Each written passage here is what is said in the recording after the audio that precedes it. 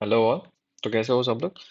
SSC की तरफ से एक दूसरी पोस्ट आ गई है। SSC sub inspector in Delhi police and CAPF 2024 के लिए। अ, उसका ऑनलाइन स्टार्ट हो गया है 4 तारीख से।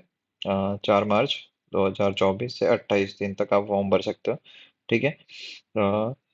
फिर लास्ट डेट है 28 तारीख तक आप भर सकते हो, रात के 11 बजे तक। ऑनलाइन फीस पेमेंट, जिनके लिए फीस पेमेंट एप्लीकेबल है वो लोग फीस भर सकते हैं 29 तारीख तक 11 बजे तक। ठीक है।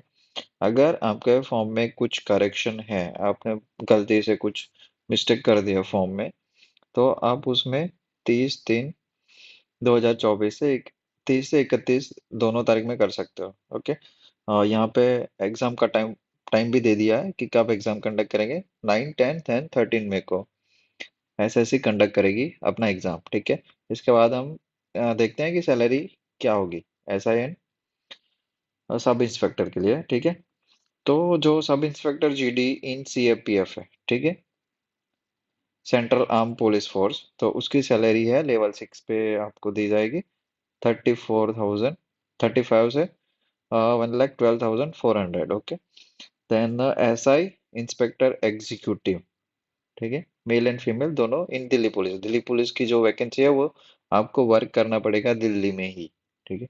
ये जो जीडी की है, ठीक है, ये जो वैकेंसी है, तो वो आप लोगों को सेंट्रली कहीं पे भी दी जा सकती है। उसके बाद बात करते हैं टेंटेटिव वैकेंसी की। तो यहाँ पे जो ये टेंटेटिव दिया गया है, टोटल नंबर ऑफ, हम यहाँ पे देखें तो 125 पोस्ट है। ठीक है। जो एक्स सर्विसमैन है उनके लिए इन दिल्ली पुलिस। ठीक है। फिर sub inspector in Delhi police for female, total number है 61। ठीक है। इन जीडी जो सीआरपीएफ वाली है, ठीक है, सीएपीएफ, उसमें टोटल है 4001। ठीक है। तो बहुत बड़ी वैकेंसी है यहाँ पे। एंड जो दूसरा एक्स्ट्रा है वो है 401। ठीक है। तो 4402 टोटल पोस्ट है। फिर देखते हैं उसके बाद हम एज लिमिट देख लेते हैं कि एज लिमिट कितनी है। तो जो एस सी एस टी है, ठीक है, तो उनको 5 साल का एक्सटेंशन मिलेगा। एंड जो आप फॉर्म भर रहे हो, ठीक है, तो वो दिन से आपकी एज होनी चाहिए 1998 से। अ, देखो, ये 20 to 25 ईयर। ठीक है। तो 20 से 25 ईयर में जो भी है कैंडिडेट, तो वो फॉर्म भर सकते हैं। ठीक है। जो अब 1/8/2023 है, ठीक है, अकॉर्डिंग्स टू ये रूल। जब आपका फॉर्म भर रहे हो, ठीक है, तो आपका बॉर्न 2/8/1999 में एंड 1/8/2004 के बीच में होना चाहिए। ठीक है। तभी आप इलिजिबल हो। एज रिलैक्सेशन कितना है? एस सी एस टी को 5 साल का है, ओबीसी को 3 साल का है, एक्स सर्विसमैन को 3 साल का है। ठीक है। तो ये अपने आप के हिसाब से देख लेना। ठीक है। फिर है कि अगर आपका सिलेक्शन होता है सब इंस्पेक्टर इन दिल्ली पुलिस, वो आप मेल हो, ठीक है, तो आपका ड्राइविंग लाइसेंस कंपलसरी होना चाहिए, मोटरसाइकिल एंड कार का। ठीक है। ये इन्होंने मेंशन करके रखा है। फिर उसके बाद बात करते हैं फीस की। ठीक है। तो एप्लीकेशन फीस है 100 रुपीज। जो कैंडिडेट बिलोंग करते हैं वुमेन, एंड जो कैंडिडेट बिलोंग करते हैं S C S T and ex serviceman, तो उनको फी नहीं भरना है। ठीक है। बाकी जो भी है, जो भी कैंडिडेट बचे हैं, तो उनको 100 रुपीज पे करने हैं फॉर्म भरने के लिए। ठीक है। फिर उसके बाद बात करते हैं सेंटर्स की। तो सेंटर कहाँ पे है? सेंट्रल रीजन में है। बिहार एंड यूपी के जो रीजन है वहाँ पे, ये आप अपने हिसाब से देख लेना आप कौन से रीजन में आते हो। ठीक है। ईस्टर्न रीजन है केरला। फिर northern region, north eastern region जो अरुणाचल मणिपुर है। ठीक है। फिर है साउथर्न रीजन, वेस्ट रीजन, ठीक है, गुजरात हो गया, दमन हो गया। ठीक है। फिर MPR Madhya Pradesh reason, north western region. तो आप कौन से रीजन में आते हो, आप अपने हिसाब से अपना सेंटर चूज कर लेना। उसके बाद आ, ये जो फॉर्म आप चेंज करते हो, ठीक है, तो उसके लिए भी फीस लगेगी।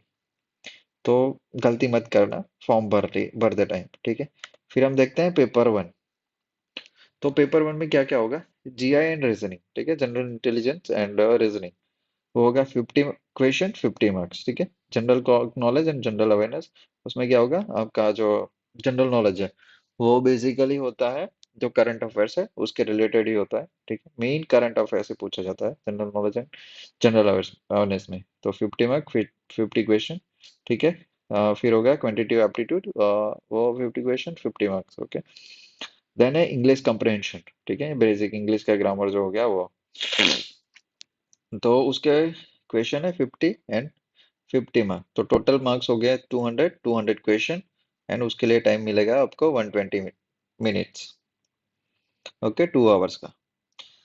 अगर आप पेपर वन क्वालिफाई करते हो तो आपको देना पड़ेगा पेपर टू। पेपर टू में पूरा होगा इंग्लिश लैंग्वेज एंड कॉम्प्रिहेंशन, ठीक है। तो उसके लिए क्या है, 200 क्वेश्चन होंगे एंड 200 मार्क्स होंगे, पहले पेपर की तरह, लेकिन इसमें पूरा इंग्लिश होगा, ठीक है, इंग्लिश लैंग्वेज एंड कॉम्प्रिहेंशन। तो उसके लिए टाइम दिया जाएगा 2 आवर्स, ठीक है। यहाँ पे नेगेटिव मार्किंग भी है, ठीक है। अगर एक एक आपका गलत होता है तो आपका 0.25 कट जाएगा पेपर में से, दोनों पेपर में सेम ही है, ठीक है। उसके बाद बात करते हैं हम सिलेबस की, ठीक है। तो सिलेबस क्या है जी आई एन रीजनिंग के लिए। तो यहाँ पे एनालॉजीज है, similarity and difference, space visualisation, judgement, decision making, ठीक है। क्लासिफिकेशन, एनालॉजी, फिगर, ठीक है, जो मतलब स्टैंडर्ड जो है, ठीक है, तो वो सब है। जो भी रीजनिंग जो हम मेंटली सॉल्व कर सके, तो वही है, ठीक है। उसके बाद जनरल नॉलेज, जनरल नॉलेज के क्वेश्चन है। जनरल नॉलेज में ऑब्जर्वेशन, फिर करंट अफेयर्स हो गया, culture, geography, economic, polity, constitution, scientific research, ठीक है, वो सब। तो यहाँ पे मेनली फोकस होता है करंट अफेयर्स के बेस। फिर हो गया आपका क्वांटिटेटिव एप्टीट्यूड जो पूरा मैथ बेस्ड है, ठीक है। क्वाड्रेटिक इक्वेशन हो गया, ratio, proportion, square root, partnership, ठीक है। उसके बाद हो गया इंग्लिश। इंग्लिश तो इंग्लिश में basic comprehension and writing ability, ठीक है, वो आपको आना चाहिए।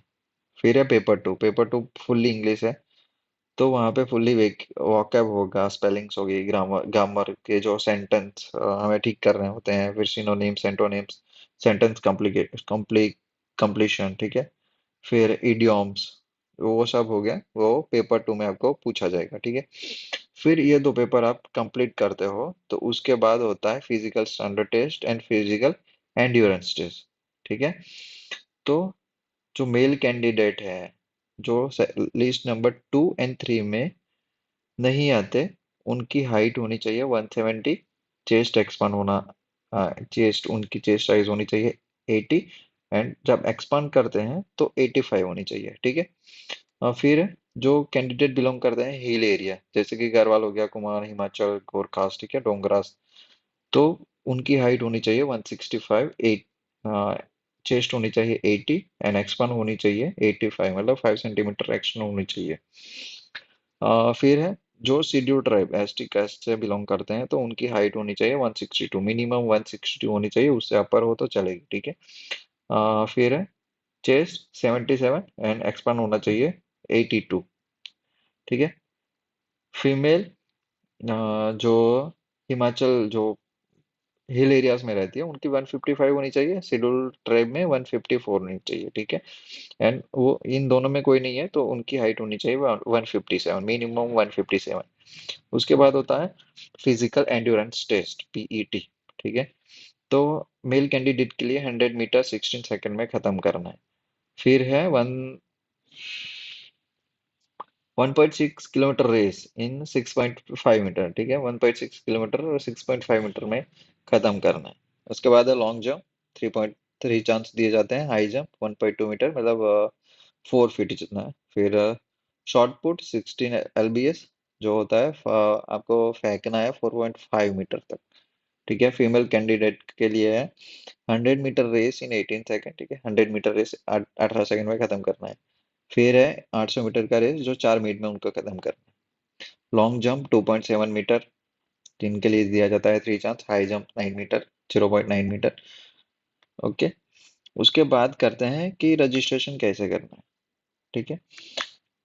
तो रजिस्ट्रेशन में दो पार्ट है, एक ओटीआर। ठीक है, पहला आपको वन टाइम रजिस्ट्रेशन करना पड़ेगा, पर्सनल डिटेल भरना पड़ेगा, आधार कार्ड डिटेल हो गया, फिर आइडेंटिफिकेशन कार्ड हो गया। ठीक है। तो ये सब आपको भरना है रजिस्ट्रेशन डिटेल में। ठीक है, उससे आपको एक रजिस्ट्रेशन नंबर मिलेगा, वो रजिस्ट्रेशन नंबर डाल के पासवर्ड, फिर आपको साइन इन करना है। ठीक है, साइन इन करके यहाँ पे आपके जो सिक्योरिटी क्वेश्चन है वो दिए जाते हैं, वो आपको भरने हैं, पासवर्ड है वो सब। ठीक है। उसके बाद आपको लॉगिन लॉगिन पेज खुल जाएगा। तो वहां पे जाके आपको लॉगिन करना है एंड आपकी एडिशनल डिटेल भरनी है, जैसे कैटेगरी हो गया, नेशनलिटी हो गया, फिर आइडेंटिफिकेशन मार्क कि आपको कैसे आइडेंटिफाई करे वो भरना है। ठीक है। फिर आपका एड्रेस, परमानेंट एड्रेस, फिर डिक्लेरेशन फिलअप करना है। ठीक है। उसके बाद आता है पार्ट 2। ठीक है, ये वन टाइम रजिस्ट्रेशन था। उसके बाद अगर आपने पहले से वन टाइम रजिस्ट्रेशन कर रखा है तो आप अपने रजिस्ट्रेशन नंबर से लॉगिन कर सकते हो। ठीक है। उसके बाद लॉगिन करने के बाद आपका जो पर्सनल डिटेल है वो सब फिलअप करना है।